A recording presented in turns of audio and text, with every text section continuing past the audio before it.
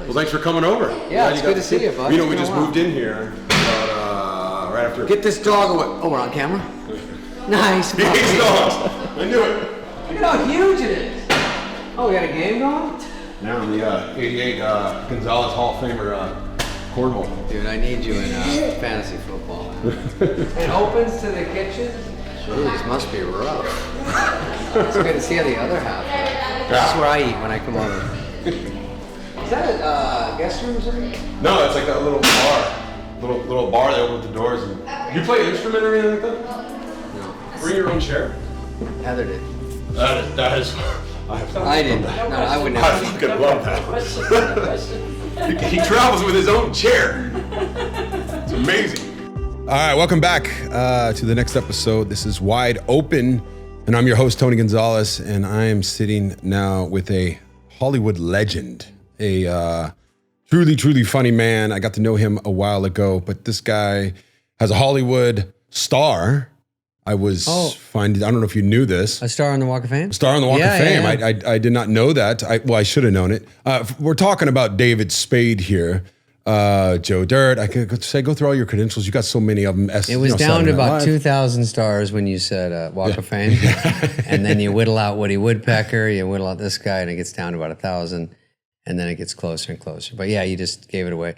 David Spade, yeah, there's a lot of, there's some credits some people like, some don't. But overall, they usually know me from something. Yeah, well, my kids knew who you were. Oh, they as did? the Emperor. Oh, the Emperor's New Groove. Emperor's New Groove. So you're a big hit around here. I'm lucky that's on the res because that gets you a wave of kids and then that don't know the other stupid stuff. Hotel Transylvania got me back in the mix with kids. Too. Yeah. Any cartoon movie is a blessing to be involved with. Oh, well, first of all, thank you for being on the show. I really appreciate it. I know you're a busy man. You got the new show Lights Out on Comedy Central. We'll talk about that a little bit later. But as always, on Wide Open, I don't even know if you know too much about this show, what we talk about on this show.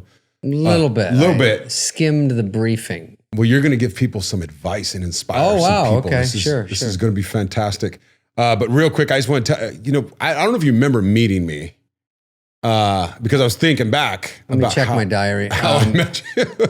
I think it was Craig, right? Was it Craig Lay, a mutual friend of ours? That buffoon, yeah. At Rock and Riley's. It was, I'm sure. But after that, I actually got to know you a little bit better. We did a pilot together. That's right. Do you remember the pilot? Was it the one with the Tina Fey pilot? Yeah, Tina Fey pilot that did not get picked up. But I know her one glitch. I always am shocked that something Tina Fey didn't work. Somehow. I saw JB Smoothies on the show yesterday. Yeah, and JB. He was like, we did a pilot together. We did. Right, that's right. He was in it too. Are pilots something you guys do? You do that a lot? Is that totally normal? And then hey, I didn't get picked up. It's a big deal at the time, but I haven't been involved with that many pilots, to be honest. When I did Just Shoot Me, it was smart in hindsight. I just got off SNL. This isn't even your question, but we're filling time. This is good. We can run. So I get off SNL, and you usually get a freebie. Like they'll maybe give you your own show on a network or something, just to see if you can take that crowd with you from SNL and do anything with it. I wasn't some huge star, but I was on SNL. We'd done a few movies. So they said, do you want your own show? Or actually, we have a show that's already got a cast of 4, and it's got a great writer from Larry Sanders and some guys from Frasier, whatever. And it was just going to be on the lineup, and they went all the way to New York to announce it, those upfronts, and they pulled it. Laura San Giacomo was already out there, and they pulled it last minute and said, it's just missing something. It's just not quite enough. Would you want to join it? Because it was my own managers were producing it. And I watched it, and I said, I was just in the toughest competitive world of SNL with Sandler and Chris Rock and Conan O'Brien and Bob Odenkirk, and every great writer was there and every great performer, Mike Myers and Dana Carvey and Dennis Miller. Of course, the list goes on and on. And so I thought, here's 4 people that aren't hardcore comedy writers or comedians, and it's a comedy. I could keep up with them. And there was no blonde, there was no like someone my age and my vibe. So I said, yeah, I'll take the 5th lead for less money because I think this has a chance. So they added me to it, reshot the pilot, and it went right on, right into a mid-season replacement and did well. And then it got picked up for 6 more years. I mean, we just kept getting picked up. And it was the greatest thing to happen. It was perfect. So that was mostly to pat myself on the back, but also to say I didn't do a pilot for that. And then I went from that. I took a year off, and then 8 Simple Rules with John Ritter, Kaylee Cuoco, he passed away, and they said, would you join it to help keep it going? I said, I don't want to replace John Ritter. And they said, it's a whole new character. I said, I got to wait. I can't take that hit. And then James Garner, old great actor, I loved, he joined, and the critics are nicer to him, so they let him get a pass. And then a month later, I snuck on. And then we did that 2 more years. So we kept that on. I left that. And then I was going to do a movie, and Sandler said, I have a pilot for Rules of Engagement. They want to get rid of somebody and put you in. If you do it, they'll pick it up. But he goes, it's only 6 episodes, then you can go do the movie. I go, all right. And I'll do anything for Sandler. And I said, I wasn't really ready to do another show. People say the dumbest things. I wasn't ready. I wasn't ready to go work again. But I just thought, I just did this. But I went and did it, and that was 6 more years. So Tina's was maybe the only pilot, you know. But you really get into a pilot for that 2 weeks or whatever. You know, you focus, you want it to be great, you stress over it. And then you shove it into the pile, and then one day they say they usually don't make it. So I got lucky with the other shows. They were sort of along the way already. But starting from scratch with a pilot, so many things can go wrong. And that one, something went wrong, I guess. Yeah, well. It's a fun experience to do, right? It was a good experience. Did you like it? Yeah, I loved it. Something to do, be around the set. I always said, you should be like The Rock. This guy's a good-looking, articulate, studly guy. I say it to myself in the mirror every day. Yeah, and I said it to you one day. I say, that's good. This guy, but Tony could be great. So you never know. You're already got a great TV presence. Oh, well, we'll get into my acting prowess in a little bit. Sure. But before we start with everything, I wanted to take us back to when you were growing up. I love hearing people's backstories because I believe everybody has something in common. The story might be different, but the same feelings are there. You grew up with 2 brothers, single mother. Yeah. Real quickly, just when you were growing up, what was it like around your household? This is a podcast. There's no such thing as real quickly. When I was born... Well, you're the one who's got to go. I know. I have so many yarns to spin about my life. But I think what you might mean is that, you know, the common denominators with other people that I would be relatable are, it's funny because people from Hollywood are like, Mel Gibson, he was from Iowa or something, you know, Ashton Kutcher was from, you know, wherever he was from, somewhere in the Midwest. And they made it. But it's true. It's almost like everyone's from somewhere. I mean, it's very rarely someone is born in Hollywood and then they're the Hollywood star. People come in. So there's always that weirdness that you made it from somewhere else because it seems impossible. You know, there's probably a similar story with you. I don't know where you were brought up, but I don't think you were brought up from day one going, I'm going to be a superstar football player. It doesn't seem like it happens, you know. You can dream about it, but I never dreamed of being a comedian. I guess they call it a broken family. The dad left when I was 4. So I think people relate to being in a divorce, and I was angry about it. I remember I had a temper, and because I was just with my mom. My dad we couldn't call him, he had to call us. I didn't like that part of it. Later, I realized that was sort of a control thing, you know. My mom would just say, oh, he's not at a phone number. Oh, we can't get a hold of him. It was just all covering for him because he didn't want to call us. And then, you know, birthdays, he wouldn't show up. And if you were sick, you couldn't call him. That's the hard part about having kids and bailing, because those things really leave a mark, you know, mentally. And so my mom did the best she could, never had any money. We scraped through. My brother got in trouble. We were in some tough towns. I'm a total pussy. That didn't help. But, you know, I just didn't want to get beat up all the time. So I'm like, oh, lunch money, here it is. Here's all, you know, what do you want, singles? So I never put up a fight. And so now I get a little older, I get in high school, and then, you know, start doing stand-up just out of high school because I was bored. And I tried comedy in high school, like talent shows, but never crossed my mind to be stand-up. Never SNL. But you were always funny? I was sort of like...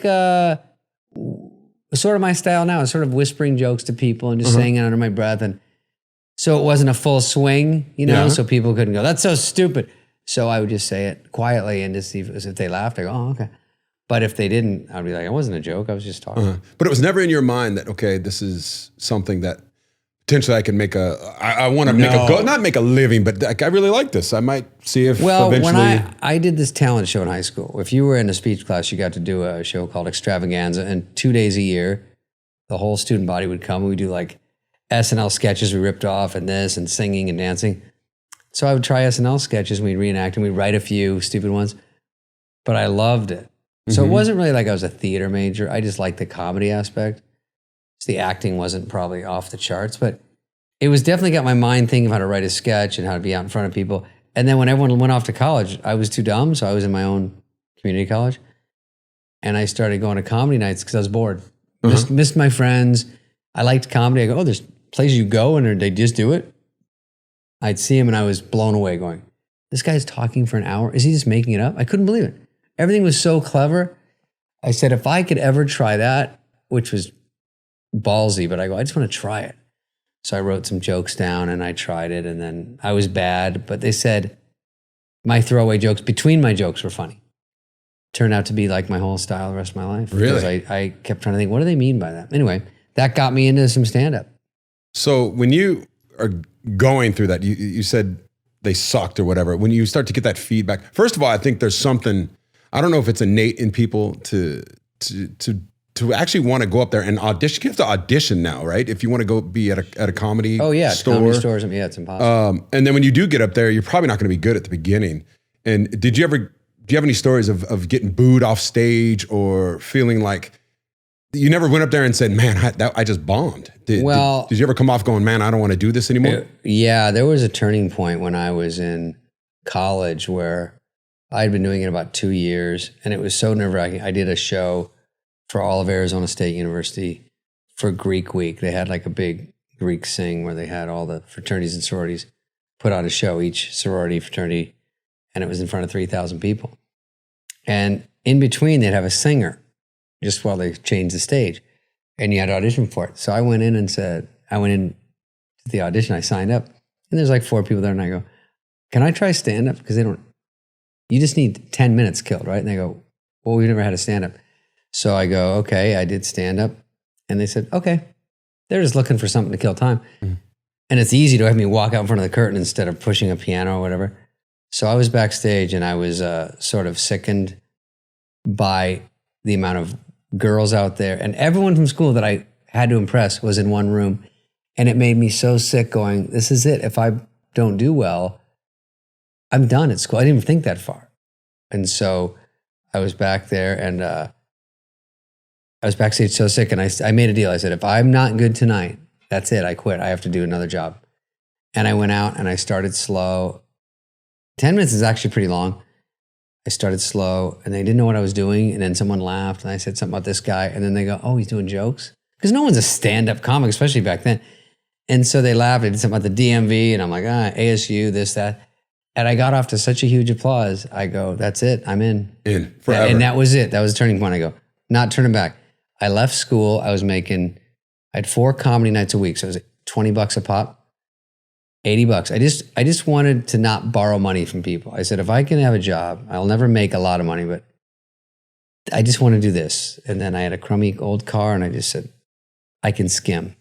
So slowly made more, but it took so long. Who was helping you through this whole process? You know what's funny? What's funny is that you probably get people that, you have a couple things going. You have football and you have this, people that want help getting in or, maybe getting tryouts for teams. I don't even know what you would get, but people for sports, for this, for, broadcasting.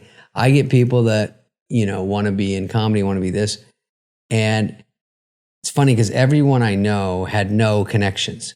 Chris Rock, Sandler, me, all the guys that actually did well, my brother and Kate Spade and that whole thing, no connections.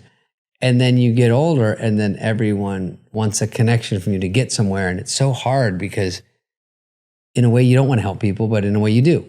But you think, how the F did I say fuck? How did I get anywhere without one person in my life being in showbiz, without one person having anything to do with anything? You just have to be good every time you're in front of someone because they talk. Everything's an audition. You're in this, I'm on this. I just go into a meeting. And that has a snowball effect that one day enough people think you're good. Well, So like advice. So when you would come home feeling bad, like all of us do every once in a while. Yeah, I mean, course. was it your brother or was it your mom or did you? I would have other comedians. We were all sort of in the same boat. And they would say, I like that one. I like that one. Maybe you should, look to the left when you say that. Or maybe I think you're looking at your notes too much. And we would sort of help each other as a camaraderie because we all, there wasn't that much jealousy because we were all the same amount of crumminess. There was no like superstar. There's one guy that was hosting every night and I like hung out with him and he was like such a star to me and we just go drink and hang out and he would bring me to comedy nights. He was cool. But other than that, yeah, my mom was very supportive. She's a very creative person. She writes. So she got it. My brother Andy got it. And you need that. My dad, the other flip side for support, you're like, the other odd support I had was from my dad. He would start coming to these because he was like a bit of a barfly around Scottsdale. So he'd hear about these comedy nights and they started to be more popular. So he'd come and then I was one of the comedians. So they would give him free drinks and he'd hang out. So I liked him around because he was not around much, but it was this weird way he was coming in, you know what I mean? That's not the way you want your dad to hang around, to get a little piece of the pie when it was the most microscopic pie. A blip of a star in Scottsdale in a few comedy clubs. And then when it got bigger, then he's like flying with me to go to Letterman. You know, he wants to be a part of everything. And it made me get mad later in life that was why he showed up. So after that though, you start to crush it, right? You're starting to feel pretty good some about what your momentum skills are. going, yeah. And then SNL happens. No, just moved to LA, stayed on a couch, got on at the Improv. Comedy Store said no. And I got probably 2 spots a week, $28 a spot. Go get that little rotisserie chicken at Ralph's and eat that at night. Go to the Improv, try to charge food and hope. You know, I wasn't making enough to charge enough food. It was like a push and I'd look in the checkbox, they go like this, Spade, Spade, Spade, nothing today. And but they would go like this, let me see, Spade, Spade, Seinfeld, Spade, there you are. And I go, he has that many checks? And I actually contemplated stealing them because he never cashed them. And I go, there's probably over $500 in there worth of checks. That would change my life. So I remember that stuck in my head, Seinfeld. I was like, he was like the master back then. Man. I don't know if you've ever seen the documentary, just Dying of Laughter. You ever seen it, or Dying Up There? It's fascinating. It's a look because I look up to you guys. I'm talking the comedians because as an athlete, I mean, it's pretty simple. If I can go out there and catch ball, I'm going to be on the team or whatever, you know, where you guys, it's so subjective. Yeah. I mean, but what you're saying is like people look up to you too, but you do have a natural thing. I've seen you play, but I went to see Sean Penn do a movie once. We were just hanging out for lunch. I saw him at lunch. Then we went back in to do a scene and he's talking and BSing and lighting a cigarette and they go, well, they need you. And I hadn't been on many movies, but I walk over with him and they're like, okay, rolling. He goes, why don't you stand me here behind the camera? And he walks out and he does this crazy scene where I go, you weren't thinking about that for the last hour? Yeah. Like I have to be alone in my trailer. You got to go over your lines. You got to think about how am I going to play this? And that made me think, that's why he's so casual, because he's just good at it. And if you're really good at someone, it's actually hard to teach. I mean, acting, they teach and stuff, and some people are just very good. Football might be the same way. With stand-up, they have all these stand-up comedy classes, and I always think, I don't think it's either you have a little funny bone in you or you don't. And so what about when you suck? Well, I know you're a pro. Well, even I'm sure you still bomb. So how do you get over the bombing? Because that's what really stood out in me in the doc is these people, famous comedians, talking about their worst experiences up in front of a stage where they get booed off or hecklers got them or where they bombed in front of their family. Or one guy was talking about he bombed in front of Michael Jordan and he was crying. Of course. So how do you deal with that, the setbacks? What do you do mentally? What do you do? What's your routine to say, you know what, I suck tonight. Oh, how do I get better? Get back on track to say, I'm good enough to keep going. I've made it this far. But it's a bit of the truth hurts because if you're bombing, you're not doing well. I mean, there's no two ways about it. That whole room did not like you. It falls into you're not going to please all the people all the time. Mm-hmm. And you know, I did one college where you're scheduled to do 45 minutes, right? It's not a corporate gig, it's a college gig. I did it during SNL. So I saw Dennis Miller and Norm Macdonald, these old SNL guys. We did a gig last week in Oklahoma, and we were reminiscing about these stories. I did Sacred Heart University, I think it was. And on the weekends, Dana Carvey does one, I do one, Sandler goes. I said, I'm doing Sacred Heart. I get a car service out there. I'm getting pretty decent money, maybe like 10 grand. But I bombed so horrifically. Like they were all on a carpet or on a fireplace. I'm like standing on a 1-inch stage. It was all ghetto. I had like PV amp from some guy's van and my French fry lights from Wendy's. So I go on and nothing's clicking. Now I'm burning through my material too fast because it's usually, there's a few beats in between. Yeah. But your mind is spinning when you're bombing because all you can think about, that you get spooked like a horse. Now the only thing in my mind is, why aren't I doing well? And I can't make room for my new joke. I have to go, what's next? Instead of obsessing about what's going on here. So I crush through it, pure crickets. I get off and the guy goes, we're holding your check because he can't say I'm bombing because it's subjective. He goes, you didn't do 45, you did 43. Really? My contract was for 45, so he got me on a technicality. And I go, I mean, they were tough. He goes, needed 45. And then my agents beat him up to get it because they said it would look bad, but he wanted out. So what happens when you go home that night? I go home and get the other guys from work to tell me it's cool.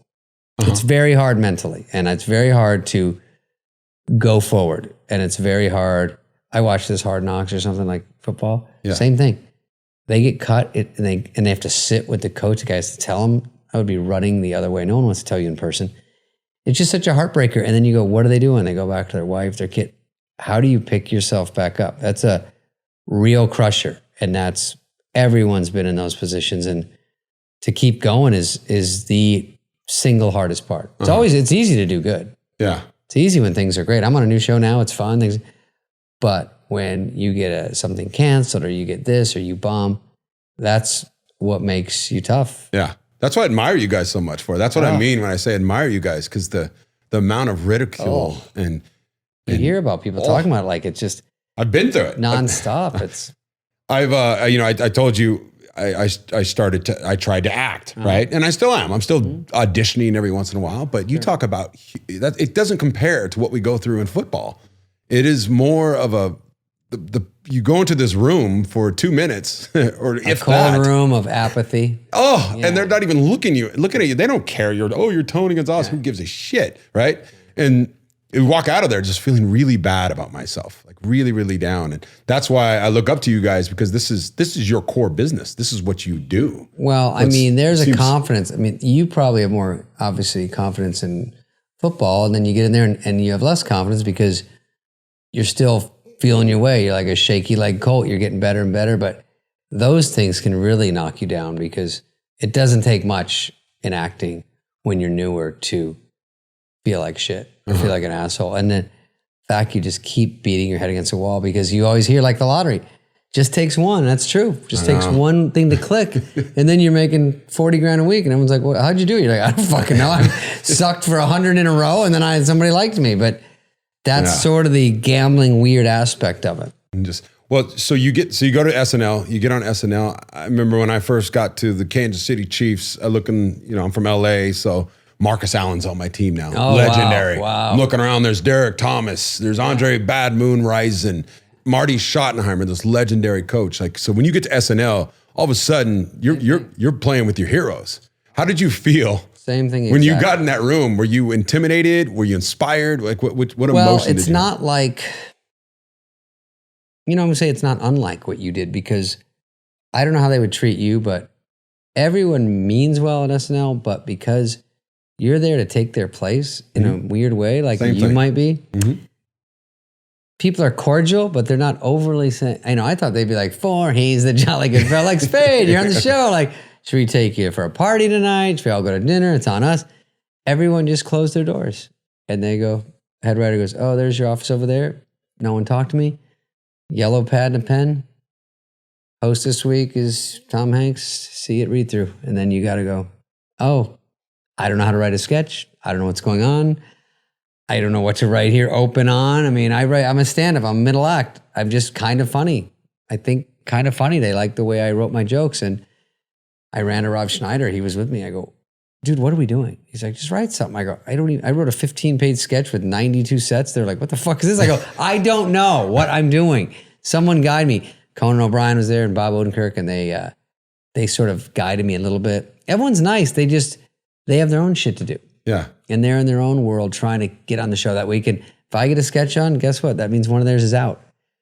I didn't think that far ahead. I thought, oh, I'm their competition. Then they've got Dana Carvey there, who's a better version of me.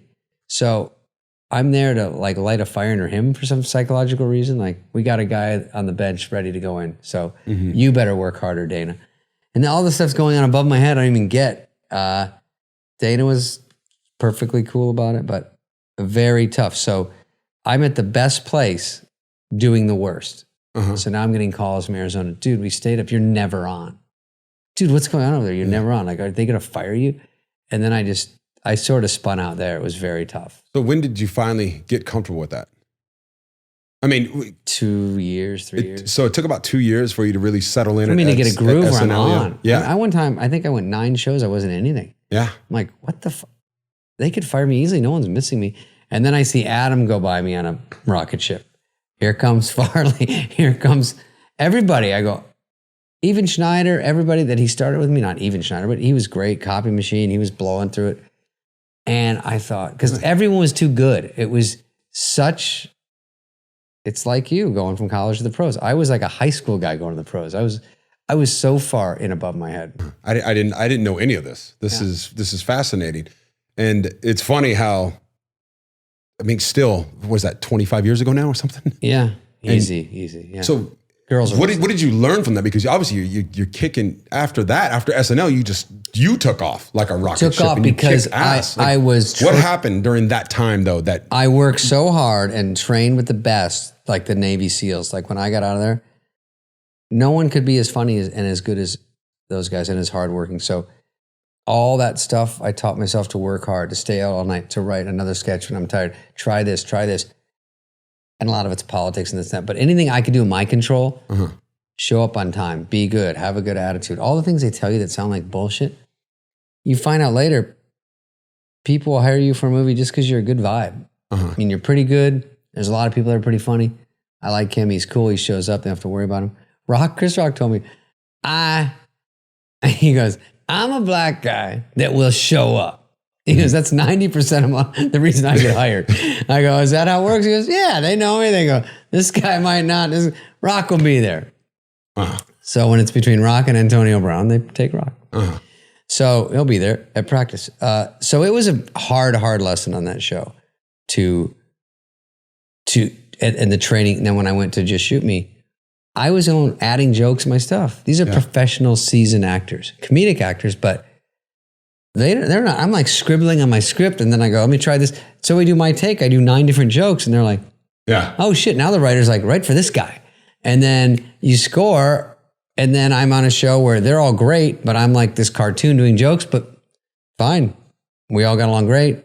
And then that spins into movies, and then you're on Tommy Boy every night. We're going, Farley, let's write, we got to do some other joke in here. This is too flat, the scene. What can we say?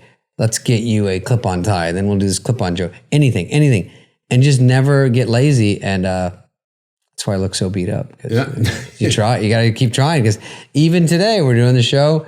And are you good? Every meeting at Comedy Central matters. Everything matters. They're looking for any reason to go, he's not trying. He's not that good anymore. We'll get somebody else. They can always get someone else. Yeah. But I think that's great, though, that do you ever think to yourself, man, I had to go through that to get to where I am now? God damn, everyone says they would do it again in a second. I don't know. I could never handle that again. It was tough, too tough. Yeah. That's why people don't let their kids, some football players don't want their kids in football because they get so beat up and they know how hard that world is. Same with acting. Like you just don't want your kids susceptible to the mind fucking of how hard it is. Did you ever go through any depression? I mean, I won't say depression. I mean, I probably did, but back then you were just either a pussy or you weren't. So you didn't go around, I'm depressed. Everyone goes, this guy. So I remember I had panic attacks at SNL. Really? After a while. And it's always turn on for the ladies. You're crumbling, shaking and crumbling at all times. But even when I started doing good on there, I remember I got pale. I got like skinnier. I was like malnourished for sure. I didn't have a vegetable that whole run. I didn't have a glass of water. It was just pasta, cheeseburger, pizza, eat, stay up late. I should have been doing cocaine the whole time. I was like the only guy in the history of SNL that wasn't. I'm like, why? I did some in college. I'm like, why am I stopping now? This is where I should do it. But I was scared of getting fired. And I'm like, this is a show I got to be up till 4 every night. But I was like, I'll take another Diet Coke. And it didn't help. But but you see how it gets to people and you see how they go bananas because by the time they're famous, they've eaten so much shit that even though they got it now, they're like, I'm already so fucked up. Yeah. I can't even see straight. Like it's just, you see them dropping right and left, you go, it fucks you up. Show business, tough. Well then, so let's talk about your transition to what you're doing now with the show, Lights Out, Comedy Central. Were you scared? I mean, because you've gone from stand-up comedian, SNL, you gone to the movies, whatever, all that stuff, and now you're hosting a late night talk show. How has that transition been for you? It wasn't that hard for me because I did a pilot for them because I like the idea of talking about what's going on. I like the idea of staying in town. I don't really like interviewing people. That's not my thing. Like, even for you doing this, you're a great bullshitter. I've been with you at Riley's. We talk. You're a personable guy. But it's just a slightly different muscle. Mm-hmm. You have to know timing. You have to know what's going on. I have to know when the commercials are. I have to know how to wrap somebody up. Well, I've done Ellen all these times. She's great at it, but she's so good you don't notice it. Mm-hmm. There's so many things going on at that Lights Out. I have 1,000 decisions a day. And by the time I get in front of the other comics, it's just basically a bullshit session with other comics, but I've got to get a joke in. I got to make sure they're funny. I got to make sure this is funny. I got to make sure we roll to this clip. We get out in time. We edit it afterwards. Want to make everyone look good. It's a little harder on me than I thought, but it's great.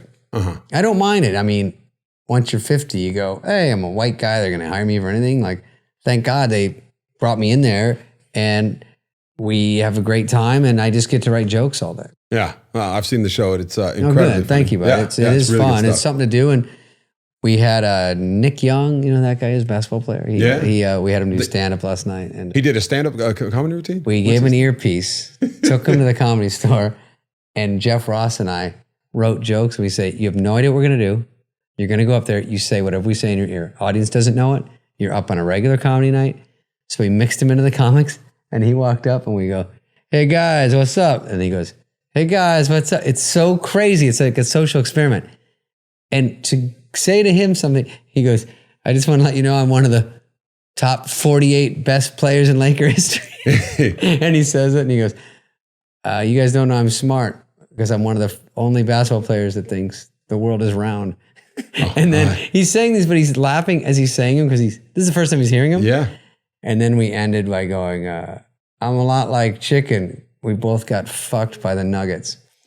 And he laughed so hard he can't get the joke out. And then he finally says it and we go, good night, good night. And he comes off and he goes, I was so scared, more scared than my life. Because that's stand-up. Yeah. It's such a weird world. And a lot of people go, I'd love to do stand-up. This was a crazy way to make someone do stand-up. And have two professional comedians feeding them real lines. And he was doing well because, you know, if it's like, all right, he's never done comedy. And people that watch comedy shows go, these are actually good jokes. Like he's not like sucking. We're trying to give him actual stuff. And he did about 8 minutes. It's fun. So that just shows you how hard it is to actually get there, to make somebody laugh. It's like drama is easy, but to actually make somebody laugh. When you watch a drama like in Venice, no one moves a muscle for 2 hours, and then at the end, standing ovation, you go, oh, I guess it went well.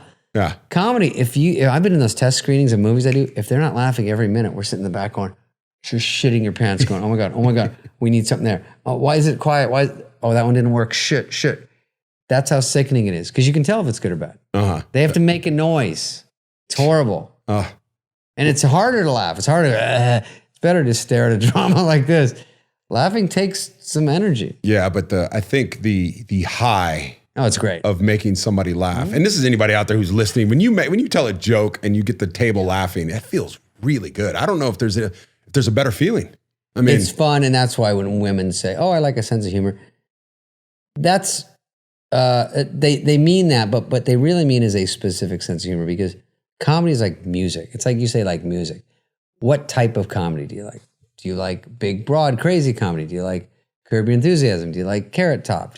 There's so many comics and types of tone that when you do go out with someone that you the girl I see now is exactly my sense of humor. So that's a great thing to click back and forth with because that cracks me up what she says and then she likes what I say.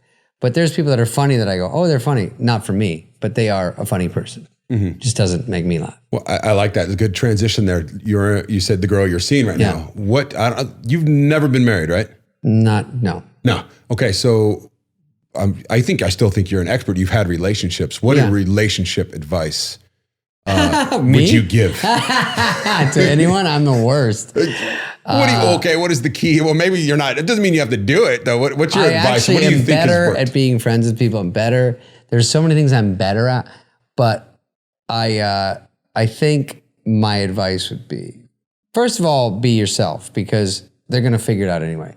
There's a lot of guys in town, especially that are very showy, and I get it. We're all insecure, and my friend goes, he has a Ferrari keychain. He goes, I throw it down on the table so they see that. I go, horrible, gross.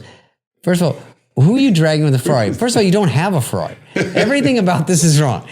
So you're going to get a gold digger, and then she's going to realize you don't have any gold, and then you're going to hate her because she's a gold digger. Like, it's all bad. So so be true. Just be yourself, and then I guess keep it light. After that, it gets too complicated. It's very tough. Everyone I know that's married got divorced, and then later they figure it out better, and they try to get married again, and they get a little closer to it. So it can work. I don't want to be a hater. I'm just saying I'm not as good at it as some people. And I've ruined relationships because I'm not as good at it. And it's tough. Do you want to be good at it? I try to be, but man, I mean, you get set in the way you think and the way it's tough. But I see people, we hear people that get divorced and they go, we were living in separate houses for the last 2 years. It's just hard to keep that up.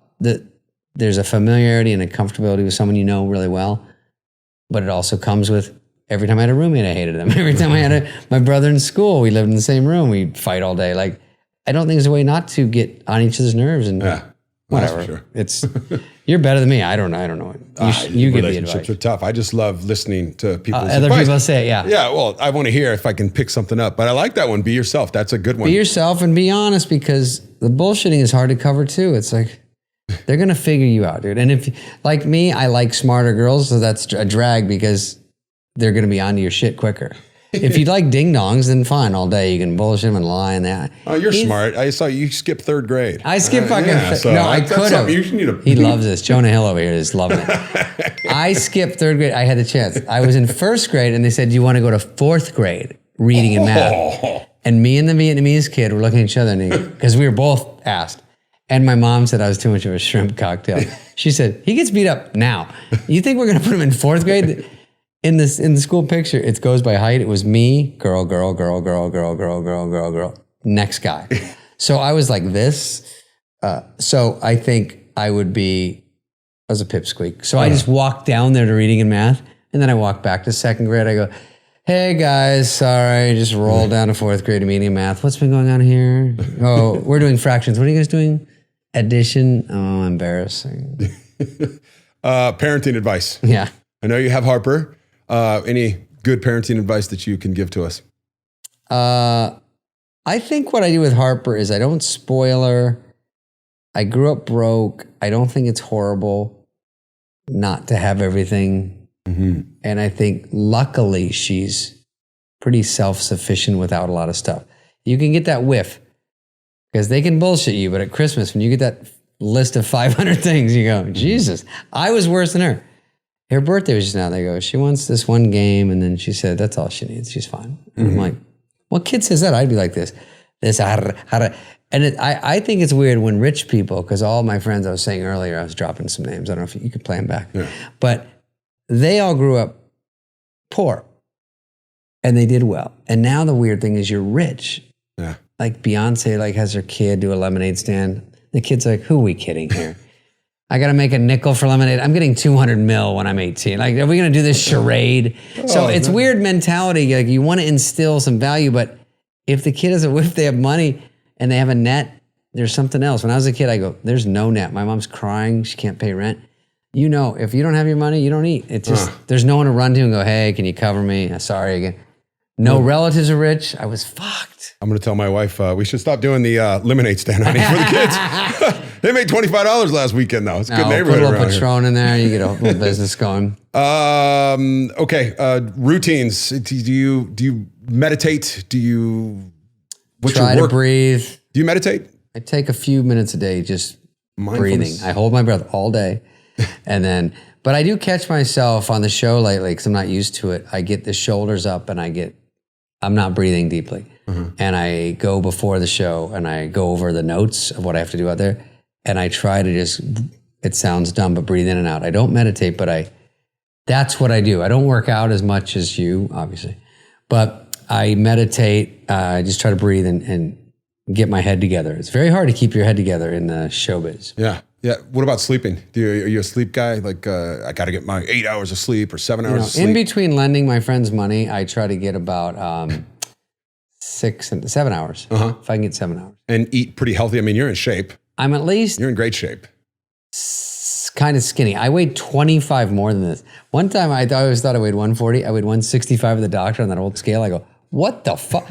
I have 25 pounds of mystery weight. I didn't even know what happened. I go, I'm always 140. He goes, you're 165, fuckface. I go, oh, that's a little rough for a doctor. But I was asking this girl and she goes, oh, I get all the weight in my boobs first. I go, what are you talking about? This is fucking a gift. I think if I gained it in my dick, I'd be crying to you about it. Like I'd be running around at Taco Bell eating a chalupa. So I was a little fatter, like during grown-ups, I was a little pudgier.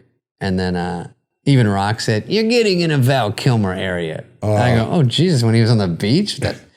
He said, yeah, people are whispering. So it took me 2 years of trying to eat green drinks and be healthier because everyone's catching on. You have to take care of yourself. It's just impossible. Like supplements, any type of. Yeah, well, I do a green drink every day. Green drink but no multivitamin or microdosing. Little That's a big B12, thing. a little magnesium, a little this and that, but nothing too crazy because you get some of these things just turn into fads. Everyone's like, "Are you keto?" Yeah, I'm like, "Keto, Kaylin, yes." But I get it. You should try some, but overall, just the basics keep coming around. Don't eat so much bread. Don't eat so much garbage. White sugar, white flour, and if you can avoid some of that and make that a routine, not just a diet, like you actually do it every day, you just start to lose weight. Intermittent fasting, nothing like that. I can't do that. Okay. Final questions. Book recommendations. Bob Honey, I'm reading Sean Penn's new book, Bob Honey. I just started it. Good book? I'm on page 0. Okay. What's the best book you've ever read? Do you have any books that you would recommend? What makes you, I did read 47 books in 6th grade. That was a record at the school. Didn't retain one bit of one of them, but because I can't even tell you one good thing from any book I've read in my life.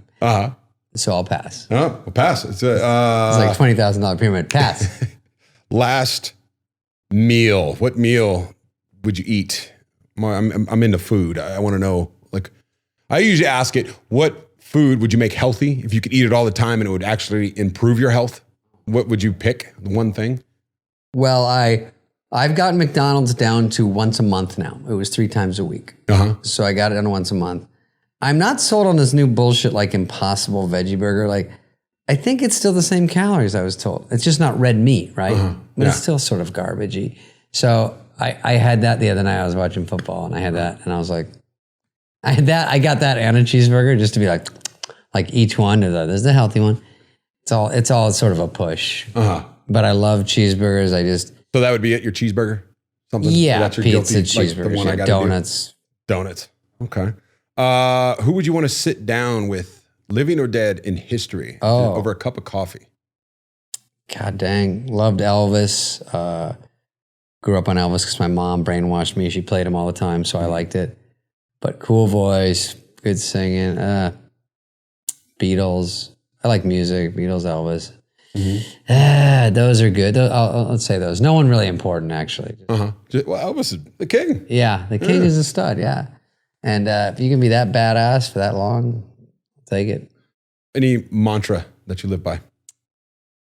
Or daily affirmation, something you tell yourself? Just let's rage. Let's rage. Arizona State. And I'm a puss. ASU, I have 6 credits in anthropology. I might pick up the other 160 this summer. I don't know. I didn't graduate. Did you graduate college? No. You didn't? Didn't you go for some? I'm sure you had a million scholarships. Yeah, I went to Berkeley. Oh. Well, I didn't skip third grade though, but I went to Berkeley. I got stupider as I went along. That was the wrong way to play it. When I got to high school, I thought I was so smart, I didn't even try anymore. And then I couldn't even get into college. Like, what the fuck? I'm the genius. And they're like, you stopped that in 8th grade. I was like at Princeton calling everyone. Anyway, I went to SEC. Last question. The show's called Wide Open. What's one area of your life where you're looking to improve in that you're wide open to learning more about? Ooh. I will learn more about the human body because my neck bothers me and this and that. I've always been around that, and I want to know the connection between psychology and actual pain and see if I'm my own worst enemy making pain or if it's real pain. Very complicated. They're going to find out one day that all these things doctors can't put their finger on.